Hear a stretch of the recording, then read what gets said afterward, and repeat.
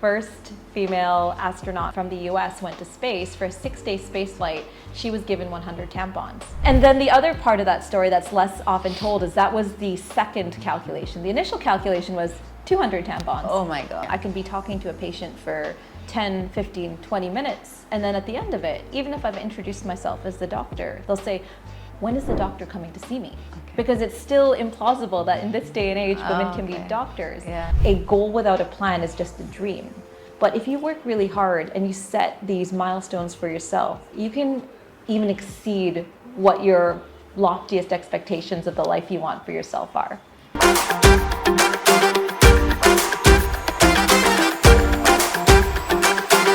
Hello and welcome to Trailblazers. With me today on the spotlight is Dr. Shawna Pandya, the first female commercial Canadian astronaut. Welcome to the show, Shawna. Thank you so much for having me. Shawna, this mission that you're on is the first female space research mission. Tell us about it.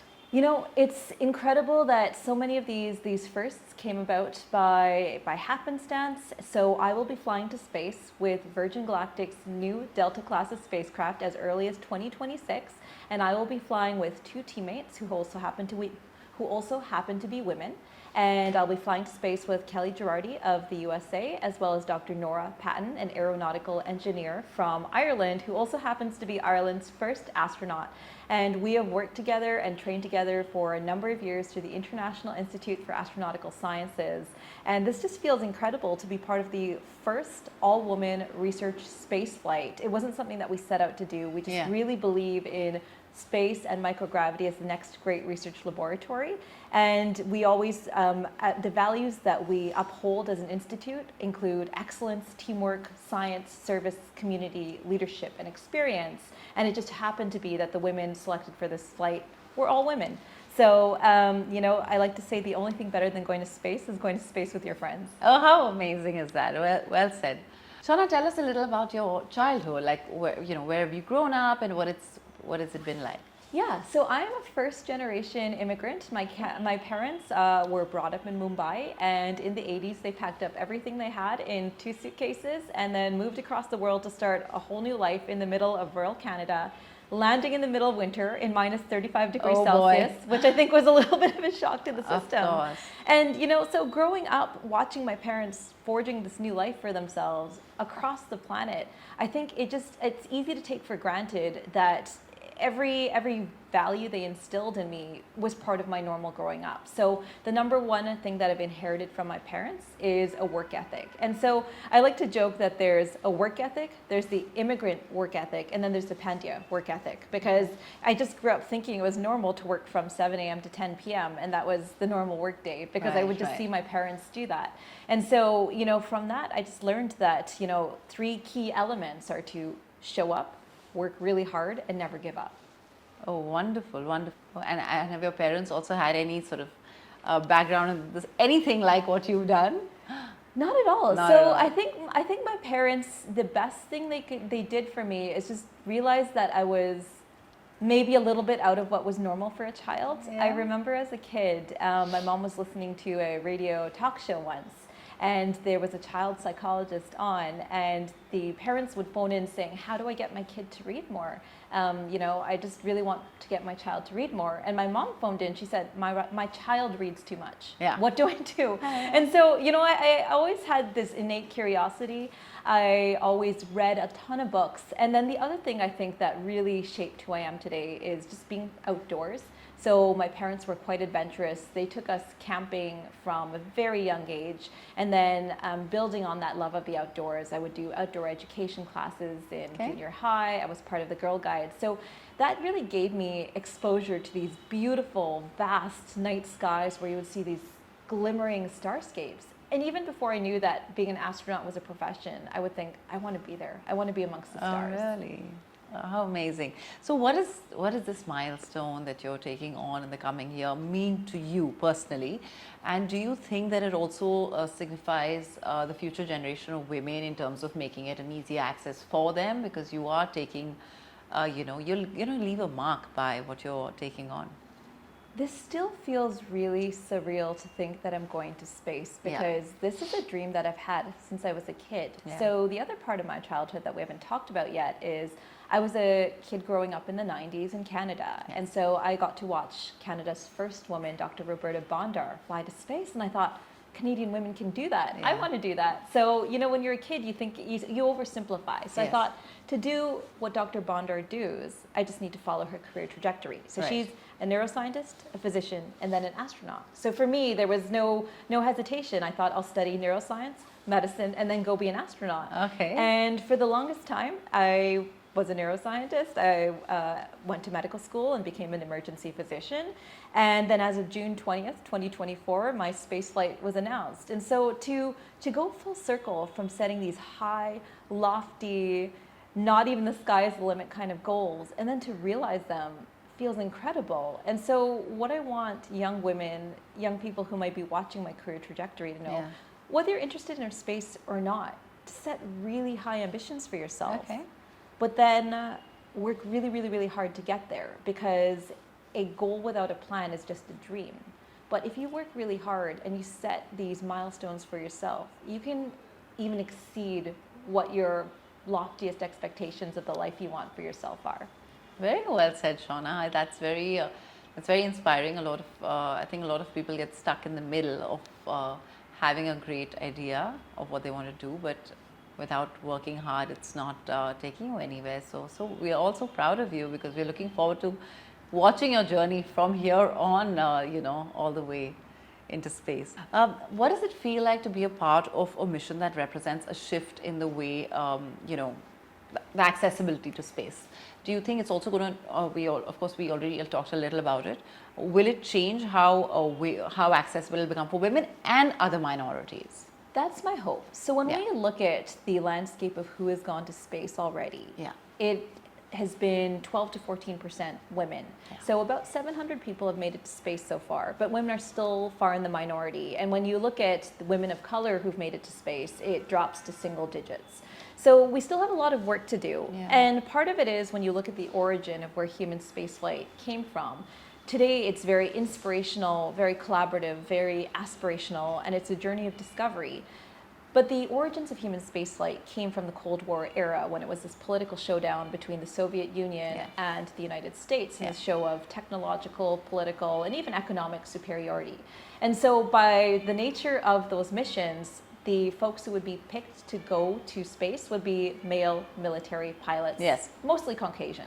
And so from the outset, it was the demographic of who went to space was very, very skewed towards one direction.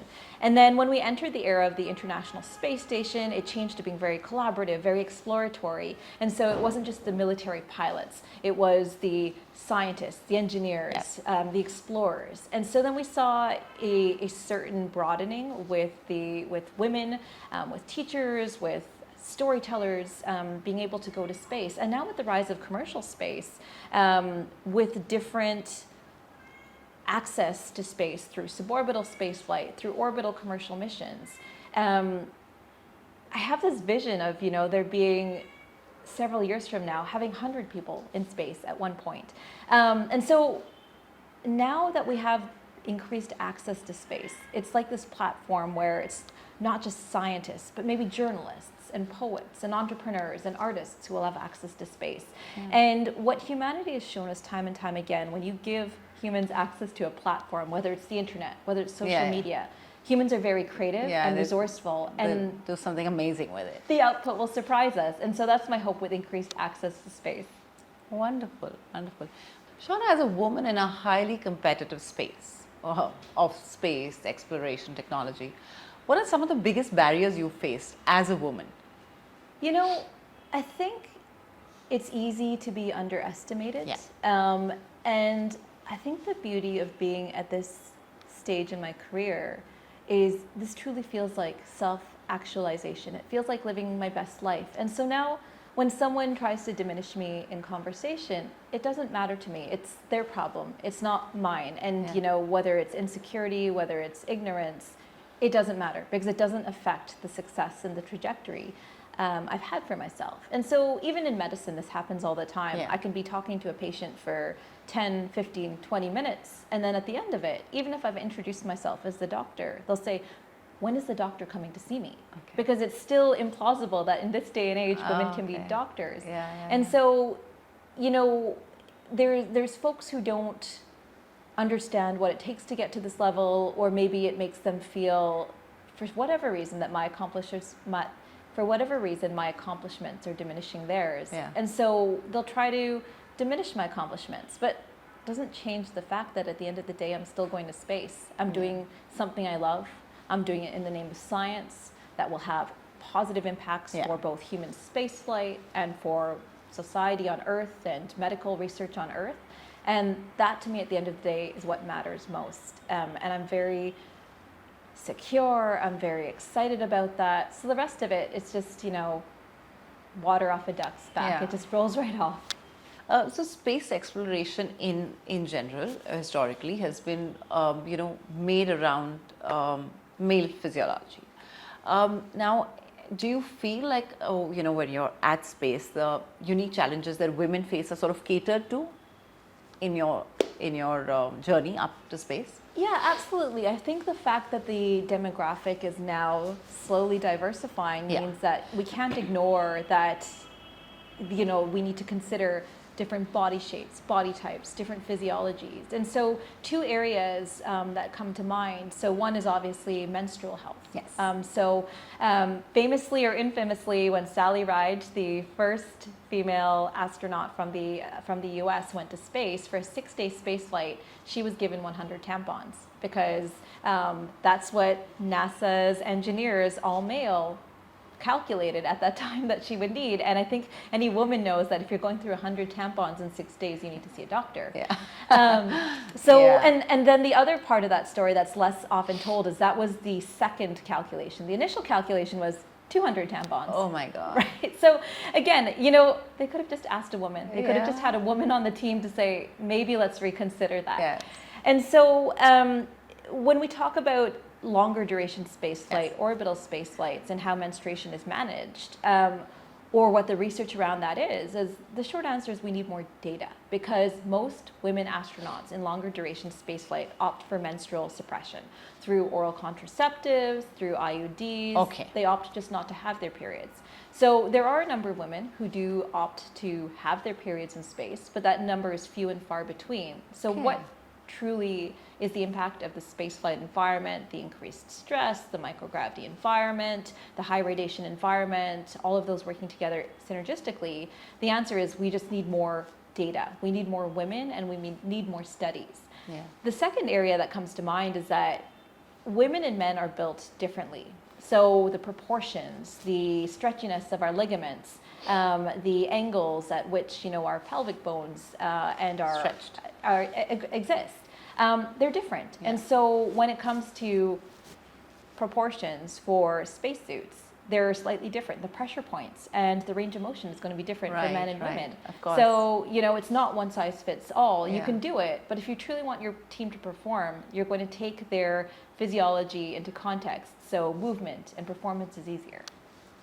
Oh, that's very interesting. In fact, you answered my next question, which was all going to be about women's health and how it is there. So what are the current best practices that are used for managing mental health when it comes to, you know, people are there, it's a high pressure job. And you feel like, how is it compared to what is available on Earth? Yeah, that's a great question. So when we talk about the big 5 challenges of health in space, we Yeah. talk about it as the RIDGE framework. We talk about radiation, isolation and confinement, distance from Earth, altered gravity, and then the environment itself. So exposure to lunar dust on the moon, an altered day-night cycle if you're on the International Space Station. So you're Right. going through 16 sunrise, sunset cycles per 24 hours. So there's a lot going on that can, you know, coming back to the I, the isolation and confinement, that refers to mental health. Yeah. So there's a lot that can impact it. You're isolated from your friends and family. So for longer duration missions, there is support in place. There's regular contact with the crew physician back on Earth. There's regular conferences with the crew psychologist. There's regular conferences with friends and family. I would say that folks who go to space, who go to these extreme environments, they self-select. And there's this term in positive psychology called salutogenesis, where it means that we look at adversity as the opportunity to build character, to rise to the occasion. And so there's folks who look at a mountain and say, that's too hard, I'm going to go around. And there's folks who look at a mountain and say, I want to climb that because I know it'll be hard, but I know it'll make me better. And so when you have this group of people who want to perform in space flight, the challenge is keeping them performing at their best. So when we talk about mental health, this is typically a group who are, looking after their own health as well as the health of their crew. They're looking for ways to make the lives of their teammates better, even pre-mission, during the mission, post-mission.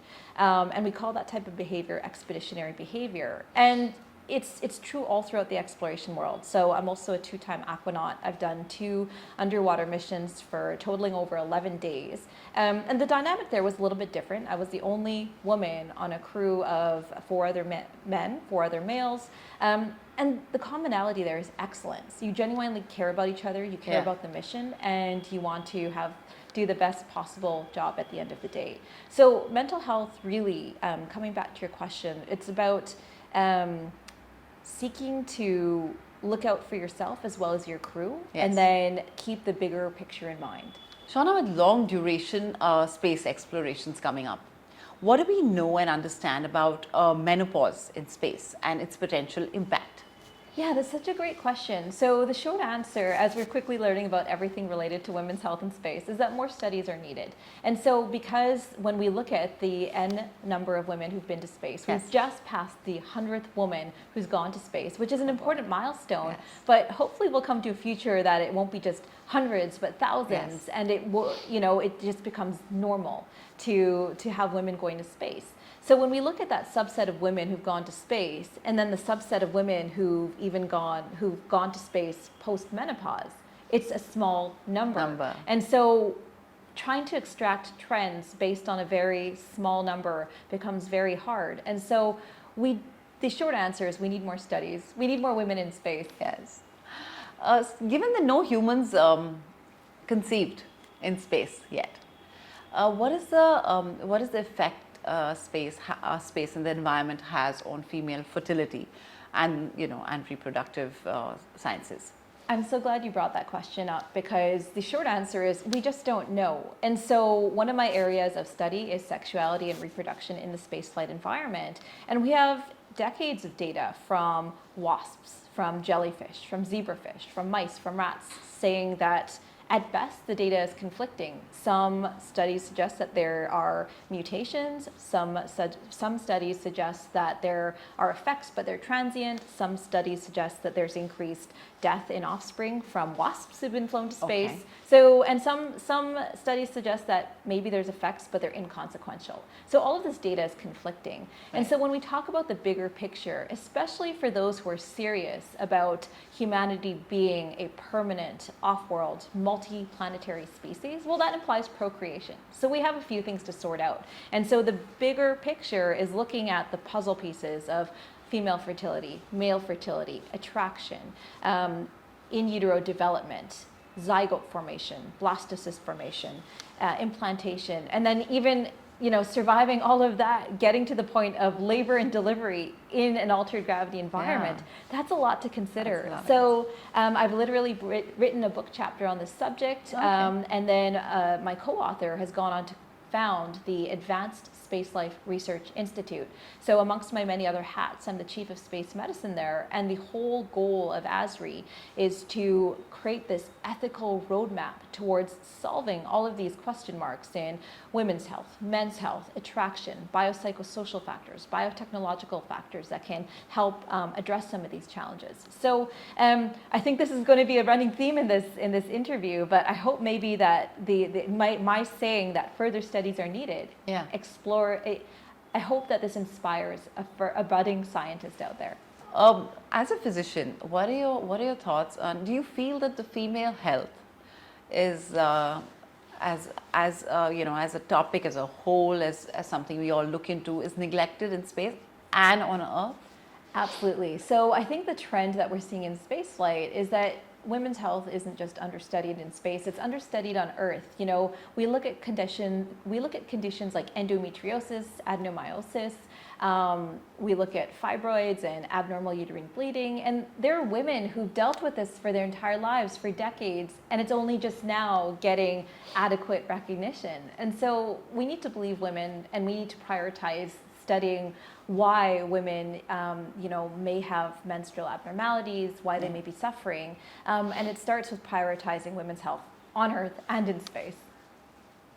Women tend to lose more bone density when it comes to men under microgravity. Are there anything that we're doing in terms of, are there medical advancements that we're doing to be able to help women or correct this in any way? Yeah, so on average, when we look at bone density loss in space flight, so you and me sitting here in this interview right now, we have the luxury of gravity. So we don't even think about it. We take it for granted. It's granted, yeah. But my putting my arm out in front of me takes effort to hold it up. If I stop putting in the effort, it drops. Yeah, it drops. And so when we're sitting up, our core muscles, our weight-bearing bones are doing work, and they get lazy in the zero-gravity environment. So our weight-bearing bones, like our hip bones, our femurs, our thigh bones, our spines, they don't have to do work, so they lose density. And so the way we mitigate that is both with in-flight countermeasures. So male and female astronauts famously have to do up to 2 hours of aerobic and resistive exercise on station 6 days a week while they're on orbital missions. And then the post-flight rehabilitation continues with tailored rehabilitation plans depending on, you know, what each astronaut's needs are. You know, how do they need to rehabilitate? Is it that they've lost core muscle mass? Have they lost more than average bone density? So it starts with selecting a healthy population. It continues with in-flight countermeasures, and then it continues finally with post-flight rehabilitation that's tailored to the astronaut. What advice would you give to women who are aspiring to take on high-risk careers like yours? Absolutely. So what I would say is figure out what it is that you want to do. Yeah. You know, whether it's aviation or astronautics or medicine. And then work really, really, really hard to get there because a work ethic is free. It doesn't cost anything. Yeah. And then make space for yourself. Act like you belong there because you absolutely do. Very well said. Very well said. Thank you so much for being on the show, Shawna. It's been wonderful chatting with you. Thank you so much for having me. This was a lot of fun. Thank you.